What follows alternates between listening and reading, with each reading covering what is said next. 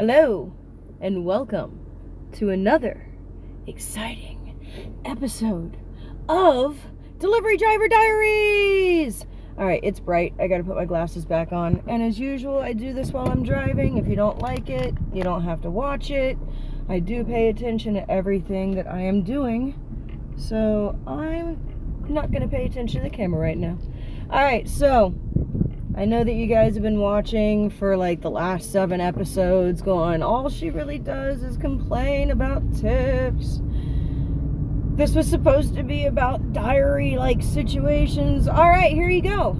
I got one for you. 2 nights ago, I go to deliver to this guy, and unfortunately our phone lines were busy enough that the call got bumped to the call center, not the store. So nobody in the store physically took this customer's order or information. It was done by a call center, and then the order is transferred to us via the internet. I go to perform my delivery as I normally do. What is normal protocol, ladies and gentlemen? Knocking on the door, ringing the doorbell, right? Well, I was not informed, as the delivery notation was not taken correctly, that this customer, being that it was at 10:30 at night or so, did not want the door knocked on, that he wanted us to call upon arrival. I read delivery notes. If you ask me to do that, guess what? I'm going to do it if it's in the delivery notes, but if it's not in the delivery notes, I don't know to do it, right? I'm not a mind reader. So I knock on the door. There's no answer. I wait 30 seconds so that I'm not the crazy person that's just beating on your door. I knock just a little bit harder. I count to 30 seconds. I get ready to turn to walk out to my car to go grab my phone to then call, as that is the way I perform my job. I attempt 2 or 3 knocks or rings of the door, and then I will try and call you.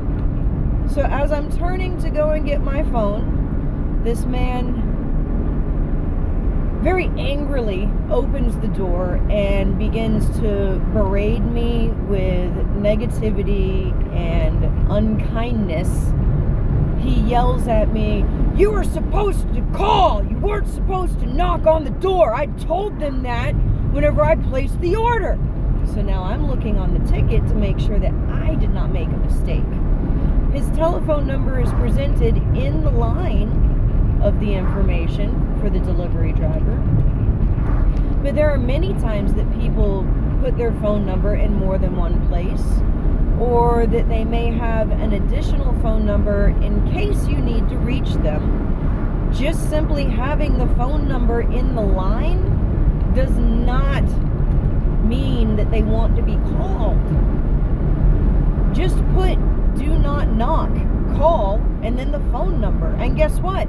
I would have called. So this man is very upset. He is yelling at me. By the way, he did not have his porch light on after dark, knowing that he was receiving a delivery. Such smart people. Such smart people. So he continues to yell at me. I look on the delivery notes. I see that the phone number is there, and I mentioned to him that there was no such notation to give him a call, and that I apologize very much, and he cuts me off as I'm attempting to apologize with, "I don't care about your apology. I told them to tell you. You are all incompetent." Really? You're going to tell the person who's holding your food, that drove it to your door, that did not get the proper notation to call, that she's incompetent? Bro, no, that's not how that works. Not even a little bit. But the die-hard customer service person that I am, I still try to make the situation right. I apologize again, maybe by saying it in a few different tones. One of them will come across as sincere as it needs to, because I am trying. He then loses all patience with me, and at that point I tell him, well, if you would like your order, since it's on a credit card, I do need for you to sign the credit card slip, please. I hand him the credit card slip on a clipboard with a pen so that he can take care of it. He signs it. Obviously, I do not receive a tip, as he is very dissatisfied with the communication level of our company. And as I walk away, after giving him his food and receiving my pen and my clipboard back and the receipt, the only way that I felt right about saying anything to him that would improve my status as not being incompetent was that, sir, just so you know, after dark, turning on a porch light does help us find you. And he said, what was that? And I turned around, I cleared my throat, and I politely repeated myself. Sir, I said that after dark, porch lights help us find you. Again, I am sorry about the inconvenience, and I do hope that your night gets better. And then I walked away. At this point, I call the Pizza Hut customer service telephone number. No, I'm not a customer. Yes, I am an employee. But they don't typically take our complaints seriously. So I had to call the customer line in order to get someone live on the phone. I then get a gentleman, I'm not going to disclose his name. I then get a gentleman who actually did care about his job and explained to him why I was calling, asked him to put himself in my shoes, and then asked him what he thought about that. He said that that was an absolutely horrible situation to be placed in. I agreed with him and asked if there was anything that we could do. He did make an incident report. I had also let him know that in the past I have received misinformation, as in an incorrect telephone number for the customer, where I was unable to make contact with them. I have also gotten addresses that have been incorrect, and both of these are placed by the call center. Come on, call center. That's your job. You're a call center. People are going to call and place an order, and you know that's what you're being hired for. If you don't like your job, find another one. Otherwise, take some pride in what you do. The report gets made. I do tell my general manager the next day what had happened, just so that way she knows that I'm going to come with her with whatever problems I have. She then gets an email from the support group, and they had misconstrued my words so badly that it made it sound like I had just basically called in to complain about not getting a tip. And that's not at all what I had called in about. I did mention that there was no tip, but I also had told them that I'm pretty sure that that was going to happen as soon as he opened the door and started yelling at me.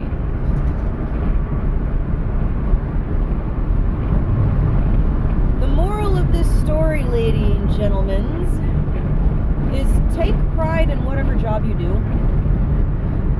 Do your job to the best of your ability, because simple things, simple mistakes, especially if you are an order taker, whether you are at a call center or in a store, for any type of delivery, not just food delivery, any type of delivery, the littlest misinformation about how to contact them or how to reach them or where their physical location is can become a dangerous situation.